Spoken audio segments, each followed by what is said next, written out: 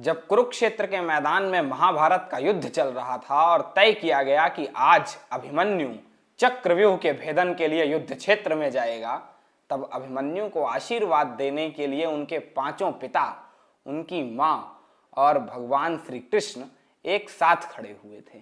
एक एक करके अभिमन्यु सबका आशीर्वाद ले रहा था। सब उसे एक ही आशीर्वाद दे रहे थे, विजयी भव, विजयी भव, विजयी भव। क्योंकि जो भी योद्धा युद्ध क्षेत्र में जाता है उसे आशीर्वाद तो एक ही मिलता है, विजयी भव। लेकिन जब वो अपने गुरु और अपने मामा भगवान श्री कृष्ण का पैर छूता है तो श्री कृष्ण का आशीर्वाद जरा जुदा होता है। भगवान श्री कृष्ण का आशीर्वाद होता है यशस्वी भव। पास खड़ी अभिमन्यु की मां द्रौपदी इस अंतर को भांप जाती है, पकड़ जाती है कि अगर गोविंद विजयी भव के स्थान पे यशस्वी भव कह रहे हैं तो कुछ मायने तो हैं इस बात के। अभिमन्यु जब युद्ध क्षेत्र के लिए रवाना हो जाता है तब द्रौपदी कृष्ण से पूछती हैं, गोविंद आपने विजयी भव का आशीर्वाद क्यों नहीं दिया? तब भगवान श्री कृष्ण एक बात कहते हैं जो बात ब्रह्म सत्य है। भगवान श्री कृष्ण कहते हैं, द्रौपदी युद्ध में तो कभी कभी अन्यायी, अत्याचारी या धर्मी भी विजय को प्राप्त हो जाते हैं, लेकिन यश हमेशा सत्य के साथ होता है, हमेशा धर्म के साथ होता है। यश विजय का मोहताज नहीं होता है, यश पराजय के साथ भी मिलता है, बशर्ते आप साथ सत्य वाले पक्ष में हों। और इस कहानी की सत्यता इस बात से पुष्ट होती है कि जब एक प्रधानमंत्री अपनी ही सरकार को सदन के भीतर एक वोट से हारता हुआ देख ले, जब पिछले 48 घंटों में खेले गए महाभारत के रण में पराजय हुए नेता की यश गाथा को पूरा देश गाता है, तब इस कथन की सत्यता की पुष्टि होती है। मैं बात कर रहा हूं जब अटल बिहारी वाजपेयी की सरकार, उनकी खुद की प्रचंड बहुमत की सरकार, सदन के भीतर केवल एक वोट से गिर गई थी। कैसे कैसे दांव खेले गए थे जिनमें वाजपेयी फंस के रह गए थे, कैसे कैसी चालें खेली गई थीं जिनसे वाजपेयी एंड कंपनी कभी उबर ही नहीं पाई, और किस तरीके से छल और छद्म आवरण के सहारे वाजपेयी की सरकार को गिरा दिया गया था। वाजपेयी की आंखों के सामने जब 269 और 270 के आंकड़े आए तो वाजपेयी को लगा कि 270 का आंकड़ा उनका है, लेकिन नजर जरा जोर से घुमाई तो पता चला कि 270 का आंकड़ा तो विपक्षी दलों का है। एक वोट से सरकार हार चुके थे वाजपेयी। आंखों में आंसू थे, दिल में उदासी थी, बेचैनी थी। अपने दफ्तर लौट के गए तो 5 मिनट तक अपने आप को संभाल ही नहीं सके थे इस हार के लिए। लेकिन इस हार को सहने के बाद वो वाजपेयी जो हमेशा सदन के भीतर, सदन के पटल पे भाषण देने के लिए तैयारियां करके जाते थे, वो उस दिन बिना तैयारी के गरजे थे। अटल बिहारी वाजपेयी के भाषण हमेशा सबको अचंभित करते हैं, लेकिन उस दिन के भाषण की एक एक लाइनें, एक एक शब्द इस देश को राजनीति का पाठ पढ़ा रही थी। वाजपेयी ने बिना पढ़े, बिना तैयारी किए भाषण दिया था, क्योंकि वाजपेयी तो विजय का भाषण तैयार करके गए थे और हो चुकी थी पराजय। लेकिन इस पराजय को सहते हुए, आत्मसात करते हुए वाजपेयी के उस भाषण ने वाजपेयी की नई यश गाथा लिख दी। देश की जनता ने तय कर लिया कि इसी पराजित हुए नेता पर विजय का ठप्पा लगा के अगली बार वो हिंदुस्तान की सत्ता पे बैठाएगी। आज के इस वीडियो में हम आपको समझाएंगे वो चौसर का खेल, जिस चौसर के खेल में वाजपेयी की मात हो गई।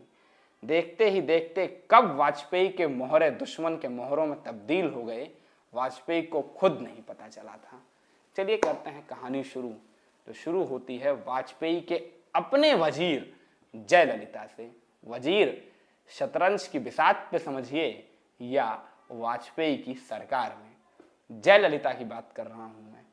वाजपेयी की गठबंधन वाली सरकार में सबसे अहम गठबंधन दलों में से एक थी AIADMK, जिसकी मुखिया थी जयललिता। जिस दिन से सरकार बनी थी वाजपेयी की, जयललिता थी कि वाजपेयी पर दबाव बनाए ही जा रही थी। वाजपेयी पे दबाव, किस बात का दबाव? इस बात का दबाव कि उनके विपक्षी नेता करुणानिधि की सरकार को बर्खास्त किया जाए। ये एक तरीके से केंद्र सरकार की उसी अनुचित ताकत प्रयोग को मंजूरी देने वाली बात थी जिसका विरोध वाजपेयी दशकों से करते आ रहे थे। फिर चाहे वो नेहरू के जमाने में नंबूदरी-पात की सरकार गिराई गई हो या इंदिरा के जमाने में एनटी रामाराव की सरकार, हमेशा वाजपेयी ने इस बात का विरोध किया था कि केंद्र की सत्ता राज्य की सत्ता में हस्तक्षेप ना करें। लेकिन जयललिता इसी के लिए दबाव बना रही थी। वाजपेयी हाँ कैसे कर सकते थे? दबाव को टालते रहे।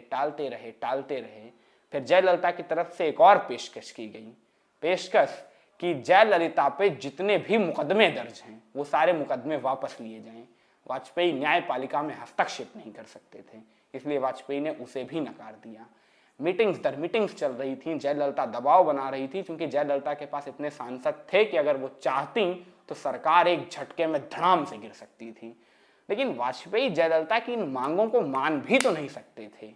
जयललिता ने एक और मांग रखी कि विशेष अदालतों में चलने वाले उनके और उनके विधायकों के मुकदमों को सामान्य अदालत में ट्रांसफर कर दिया जाए। वाजपेयी इसे भी ना कर दिए थे, इसलिए चूंकि हाँ कर ही नहीं सकते थे, उनके वश में था ही नहीं ये करना, क्योंकि सुप्रीम कोर्ट की इस पे टिप्पणी आ चुकी थी कि ऐसा नहीं किया जा सकता था। चौथी मांग जयललिता ने अटल बिहारी वाजपेयी के सामने एक दफा फिर रखी। इतनी मीटिंग्स होती थी जयललिता और अटल बिहारी वाजपेयी के बीच में कि आउटलुक के संपादक विनोद मेहता एक किस्सा अपनी किताब, अपने ऑटोबायोग्राफी में द मीडिया अनप्लग्ड में लिखते हैं कि एक दिनों वो वाजपेयी से मिलने उनके आवास पर पहुंचे थे।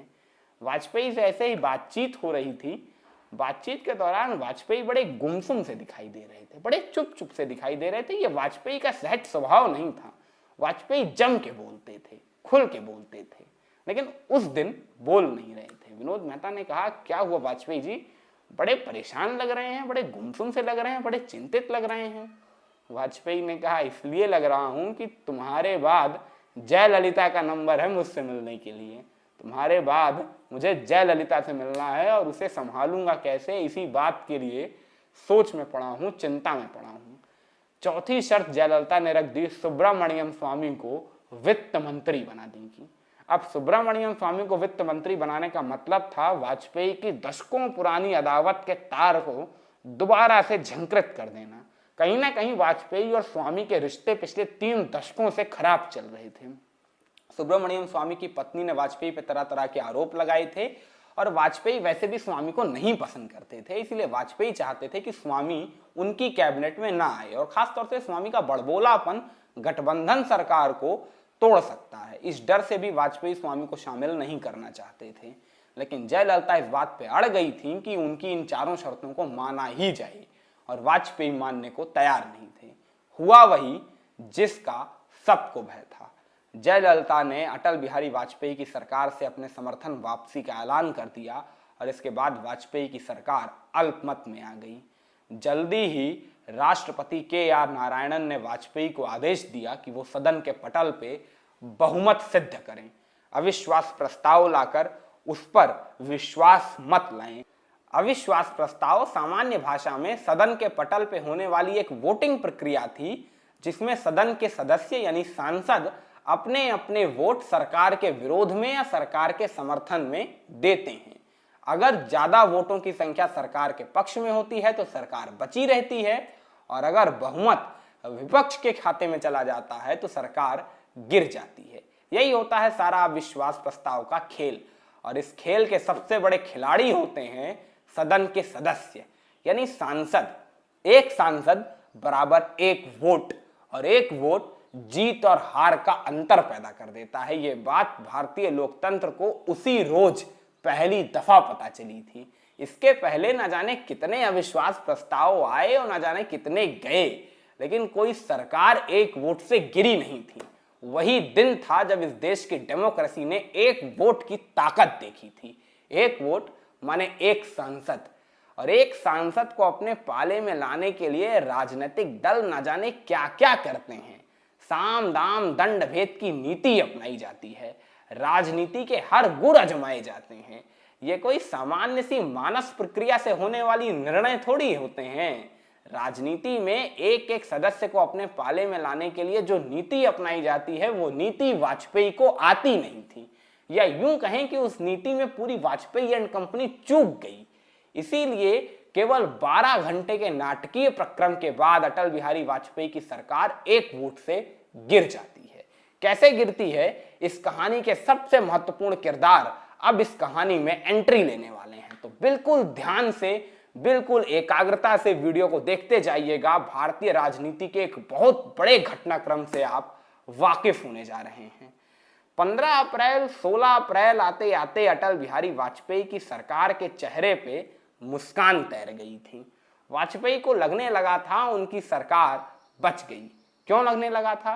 क्योंकि वाजपेयी अपने समर्थित कैंडिडेट्स की जब लिस्ट देख रहे थे और उसके आधार पर लोकसभा की गणित बैठा रहे थे, तो उस गणित में ठीक ठीक विश्वास मत पे खरी उतरती पा रहे थे भारतीय जनता पार्टी को। इसीलिए वाजपेयी को लग रहा था कुछ भी हो, पार्टी सदन में बहुमत तो सिद्ध ही कर देगी। दो अड़चने थी, एक ओम प्रकाश चौटाला और एक बहुजन समाजवादी पार्टी की मायावती। लेकिन इन दोनों पार्टियों की टेंशन भी 16 अप्रैल की शाम आते आते दूर हो चुकी थी। 16 अप्रैल की दोपहर में ओम प्रकाश चौटाला अपने फेवरेट वाले तांबे के ग्लास में तरबूजे का चिल्ड किया हुआ जूस पी रहे थे और पीते हुए एक ऐलान कर रहे थे। चौटाला ने कहा कि वो राष्ट्रहित में अटल बिहारी वाजपेयी की सरकार को अपना समर्थन देते रहेंगे। उनकी पार्टी का समर्थन वाजपेयी की सरकार को मिलता रहेगा। यह ऐलान वाजपेयी की सरकार को ठंडक देने वाला था। ओम प्रकाश चौटाला महोदय जरूर पी रहे थे तरबूजे का जूस, लेकिन उसका ग्लूकोज वाजपेयी की हुकूमत को मिल रहा था, क्योंकि चौटाला के समर्थन का मतलब था वाजपेयी की हुकूमत का विश्वास मत पे तय तरीके से जीत हासिल करना।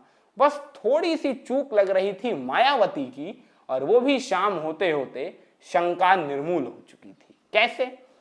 शाम को जब अटल बिहारी वाजपेयी सदन के सेंट्रल हॉल से पार्किंग की तरफ रवाना हो रहे थे अपनी गाड़ी लेने के लिए, तभी पीछे से एक आवाज आती है, वाजपेयी जी।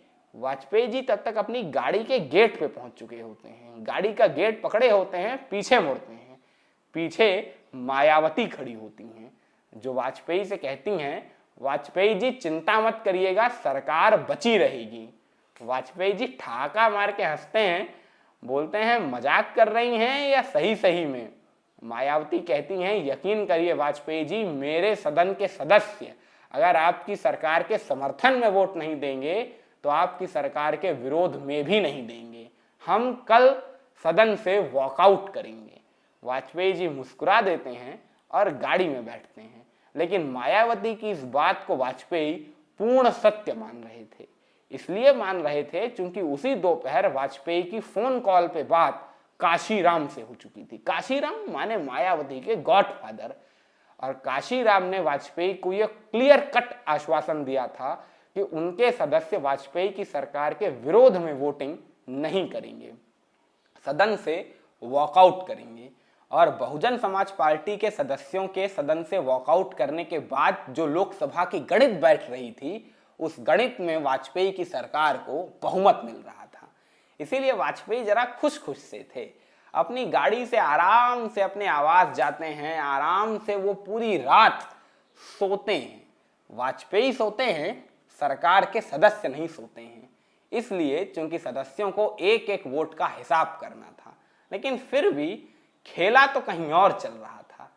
खेला इधर के खेमे में चल रहा था। एक रात के अंदर अंदर बाजी कैसे पलट जाती है, कैसे वाजपेयी के चेहरे की मुस्कान वाजपेयी की आंखों के आंसुओं में तब्दील हो जाती है, ये कहानी अब आपके सामने शुरू होने वाली है। शाम होते होते एक आदमी की एंट्री होती है मायावती के कमरे में। ये चेहरा राजनीति में आज भी प्रासंगिक रखता है, क्योंकि आज की राजनीति के शहंशाह समझे जाने वाले अमित शाह को उन्हीं के राजनीति के खेल में मात देने वाला अगर कोई एक खिलाड़ी है तो उसका नाम है शरद पवार। और यही शरद पवार पहुंचे थे मायावती के कमरे में। मायावती के कमरे में शरद बाबू दाखिल होते हैं और फिर मायावती को समझाते हैं वो फायदे जो तब होंगे जब मायावती वाजपेयी की सरकार के खिलाफ वोट देंगी। मायावती फायदे सुनती हैं, पसंद आते हैं फायदे, लेकिन शरद पवार से 2 घंटे का वक्त ले लेती हैं। पवार बाहर जाते हैं और आधे घंटे बाद भारतीय जनता पार्टी के एक सांसद महोदय मायावती से मिलने आते हैं। ये घटनाक्रम मैं आपको इतना डिटेल इसलिए समझा रहा हूं कि आप राजनीति की हलचलों से वाकिफ होते ही नहीं हैं, बस घटनाओं की तरह पढ़ लेते हैं। असली मजा हलचलों में है। भारतीय जनता पार्टी के सांसद महोदय आते हैं और मायावती को आश्वासन देते हैं कि अगर सब कुछ तय तरीके से हुआ, यानी जैसा तय हुआ है बीएसपी के सदन के सदस्य वॉकआउट कर रहे हैं, अगर वैसा ही करेंगे तो कल शाम तक मायावती इस देश के सबसे बड़े सूबे की कमान संभाल रही होंगी। ये बहुत बड़ा ऑफर था बीजेपी की तरफ से मायावती को कि अगर कल सब कुछ तय तरीके से हुआ तो मायावती शाम तक उत्तर प्रदेश की सरकार की सत्ता पे विराजमान होंगी, क्योंकि बीजेपी उन्हें अपना सपोर्ट दे देगी। लेकिन मायावती के दिमाग में कुछ और गेम प्लान चल रहा था। मायावती ने 1 घंटे बाद शरद बाबू को फोन लगाया। शरद बाबू मायावती से मिलने दोबारा आए। मायावती ने 2 टूक सवाल पूछा, शरद बाबू एक बात बताइए, अगर मैं कल अपने सदस्यों के द्वारा वाजपेयी की सरकार के खिलाफ वोट करती हूं तो क्या वाजपेयी की सरकार गिर जाएगी? इस बात की गारंटी आप मुझे दे सकते हैं? शरद पवार ने कहा 100%। अगर आपने वोट विरोध में दिया तो वाजपेयी गए, इस बात की गारंटी। मायावती ने कहा गारंटी? ठीक है। हाँ, तब भी नहीं की थी, क्योंकि नेता वही जो असली दांव अपने पास रखता है। शाम होते होते 8 साढ़े 8 बजे के करीब अर्जुन सिंह, यानी मध्य प्रदेश के मुख्यमंत्री और दिग्गज कांग्रेस के नेता, वो फोन लगाते हैं काशीराम के टेलीफोन पे। काशीराम पटना में रहते हैं। काशीराम से दिल्ली आने को कहते हैं ताकि वो दिल्ली आके अपने सदन के सदस्यों को इस बात की जानकारी दें कि उन्हें सरकार के विरोध में वोट देना है, क्योंकि तब तक कहीं ना कहीं काशीराम और मायावती का मन एक दूसरे से नहीं लेकिन अपने अपने ही भीतर इस बात की गवाही दे रहा था कि अगर वो सरकार के विरोध में वोट देंगे तो शायद फायदा ज्यादा हो। काशीराम तैयार नहीं होते हैं दिल्ली आने के लिए। अर्जुन सिंह धीरे से बातचीत करके कि अरे चलिए आप वोट मत दिलवाइएगा, दिल्ली आ ही जाइए, ऐसा कह के काशीराम को दिल्ली बुलाने पे राजी हो जाते हैं। दिल्ली बुलाने के लिए अर्जुन सिंह अपना प्राइवेट प्लेन भेजते हैं काशीराम के पास, लेकिन काशीराम मना कर देते हैं कि नहीं, वो जिस फ्लाइट से आते जाते हैं अपनी उसी रेगुलर फ्लाइट से आए जाएंगे। और वो रेगुलर फ्लाइट 9:40 पे सुबह की दिल्ली पहुंचने वाली थी। अर्जुन सिंह को इस बात का डर था कि अगर सरकार को पता चल गया कि काशीराम पटना से दिल्ली आ रहे हैं और सरकार को शक हो गया तो सरकार फ्लाइट लेट करा सकती है। इस प्लान को फुल प्रूफ रखने के लिए अर्जुन सिंह ने तत्कालीन बिहार की राबड़ी देवी सरकार के चार्टर्ड प्लेन को बिल्कुल स्टैंड बाई पे रखा था, तैयार खड़ा हुआ रखा था कि एक फोन कॉल पे पायलट उसमें बैठेगा और काशीराम को लेके सीधा पटना से दिल्ली उतार देगा।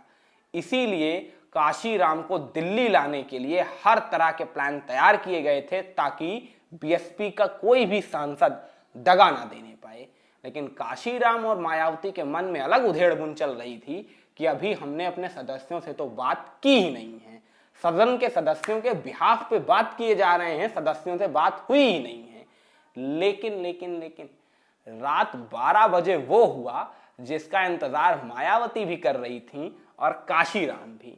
रात के 12 बजे आरिफ मोहम्मद खान और अकबर डंपी, ये वो 2 सदन के सदस्य थे जो बीएसपी के पास थे, ये दोनों मायावती को कॉल लगाते हैं और मायावती से कहते हैं कि मैडम, हम वाजपेयी की सरकार को बचाते हुए नहीं दिख सकते हैं। अगर कहीं ये मैसेज चला गया कि हमारी वजह से वाजपेयी की सरकार बची है तो हमारा पूरा वोट बैंक चला जाएगा, क्योंकि वो सारे मुस्लिम मतदाता हमसे दूर चले जाएंगे जो हमें वाजपेयी को रोकने के लिए वोट देने वाले थे। इसीलिए हम ऐसा नहीं कर सकते हैं। हमें आप सही निर्णय दीजिए, सही तरीके की जानकारी दीजिए। मायावती कहती हैं कोई बात नहीं, आपको कुछ घंटों में इन्फॉर्म किया जाएगा।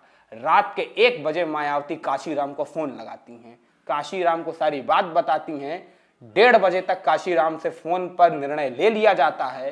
रात के 2 बजे मायावती अकबर डंपी और आरिफ मोहम्मद खान को फोन लगाती हैं, कहती हैं सब के सब सुबह 10 बजे काशीराम जी के घर पे मिलिएगा, आपको आपके निर्णय सदन के पटल पर ही बताए जाएंगे, तब तक सब कुछ गोपनीय रहेगा। यहां से खत्म होता है एक खेल।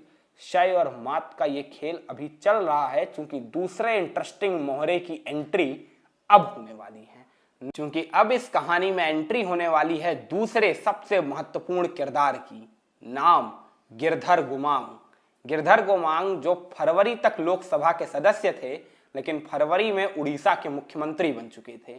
और मुख्यमंत्री बनने के बाद जैसा कि नियम होता है 6 महीने के भीतर किसी न किसी विधानसभा सीट के उपचुनाव के जरिए उन्हें उड़ीसा के विधानसभा सदस्य के तौर पर शपथ लेनी थी और लोकसभा से इस्तीफा देना था। लेकिन गुमांग चूंकि किसी विधानसभा के जरिए अब तक विधानसभा पहुंचे नहीं थे, इसीलिए उन्होंने लोकसभा की सदस्यता से इस्तीफा भी दिया नहीं था। लेकिन फिर भी नैतिक आधार पर सबको लग रहा था कि गिरधर गोमांग को वोट देने की अनुमति सभापति नहीं देंगे, क्योंकि गोमांग अब किसी प्रदेश के मुख्यमंत्री हैं और मुख्यमंत्री लोकसभा में वोटिंग कैसे कर सकता है।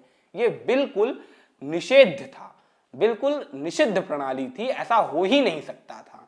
लेकिन सब अपनी अपनी नजर से परिस्थितियों को भांप रहे थे। किसी की नजर उस चिट पे नहीं गई थी जो चिट लोकसभा के जनरल सेक्रेटरी GS गोपालन ने सभापति बालयोगी को दी थी।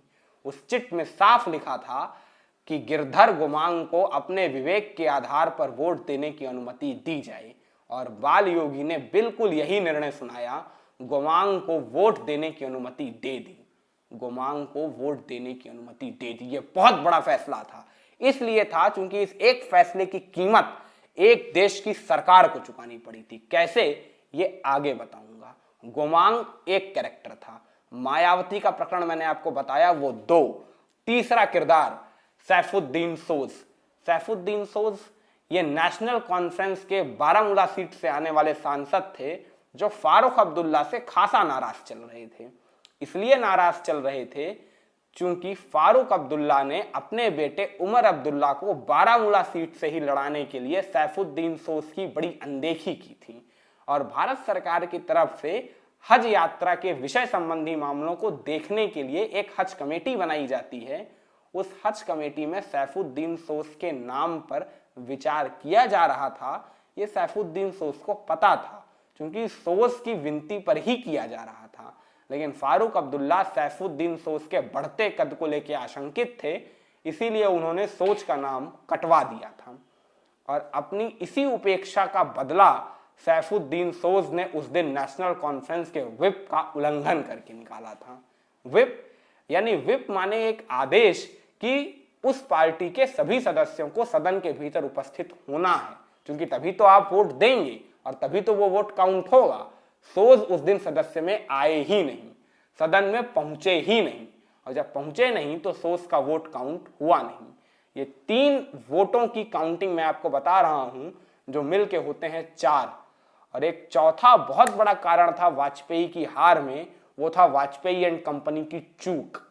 वाजपेयी एंड कंपनी की चूक जो शक्ति सिन्हा अपनी किताब में डिस्क्राइब करते हुए लिखते हैं कि अटल बिहारी वाजपेयी की पूरी सरकार को, उनकी पूरी कैबिनेट को, उनके पूरे नेताओं को ऐसे विश्वास मत पे खरा उतरना आता ही नहीं था। इसलिए कई छोटे छोटे नेताओं की बिल्कुल अनदेखी कर दी गई, फिर चाहे वो नॉर्थ ईस्ट से आते हों, फिर चाहे वो यूपी बिहार के कई निर्दलीय नेता हों, उनकी एक तरह से साइड लाइनिंग कर दी गई। उन्हें एक एक वोट समझ के बिल्कुल छोड़ दिया गया। मसलन अरुणाचल प्रदेश के राजकुमार, जिनका जिक्र शक्ति सिन्हा अपने किताब में करते हैं, राजकुमार से किसी ने बात भी नहीं की कि आपको वोट हमारे पक्ष में देना है या नहीं। अरे भाई साहब, आपकी सरकार खतरे में है, आप जाके बात तो करोगे कि हमें वोट दे दीजिए, हमारी सरकार बचा लीजिए, हम आपको ये करेंगे, ये करेंगे, ये करेंगे। जब राजनीति है तो ये तमाम खेल खेलने पड़ते हैं, लेकिन ये खेल आपने नहीं खेला, जिसकी कीमत वाजपेयी को चुकानी पड़ी। अब 17 अप्रैल का दिन था और लोकसभा के पटल पे इस देश के 100 करोड़ लोगों की नजरें, क्योंकि 100 करोड़ लोगों के भाग्य विधाता का निर्धारण सदन के भीतर किया जा रहा था, सदन के सदस्यों के द्वारा। वाजपेयी बड़े कॉन्फिडेंट लग रहे थे, इसलिए क्योंकि मायावती से तो उनकी बात हो ही चुकी थी और आधी रात को जो खेल हुआ था उससे तो वाजपेयी पूरी तरह अनभिज्ञ थे। जब वोटिंग की शुरुआत हुई तो सबसे पहले वाजपेयी की नजरें गई गिरधर गुमांग के चेहरे पे। वाजपेयी सन गुमांग सदन में मौजूद हैं और सदन में वो वोट भी देंगे, उनके वोट की काउंटिंग भी होगी। पहला झटका वाजपेयी को तब लगा कि गुमांग का वोट यानी एक वोट सरकार के खिलाफ, और लोकसभा वाली गणित में ये एक वोट बड़ा हेरफेर कर सकता है। लेकिन फिर भी वाजपेयी को लगा कोई बात नहीं, एक ही वोट है। तब तक वाजपेयी की नजर अपने सदन के सदस्यों की प्रेजेंट लिस्ट पे गई। वाजपेयी पूरी वोटिंग प्रक्रिया चल रही थी, अपनी टेबल पे देख रहे थे। वाजपेयी की नजर सैफुद्दीन सोज पे गई, सोज एब्सेंट थे। दूसरा झटका लगा, यानी एक वोट उनके खिलाफ आ चुका था और एक उनके पक्ष का वोट जा चुका था।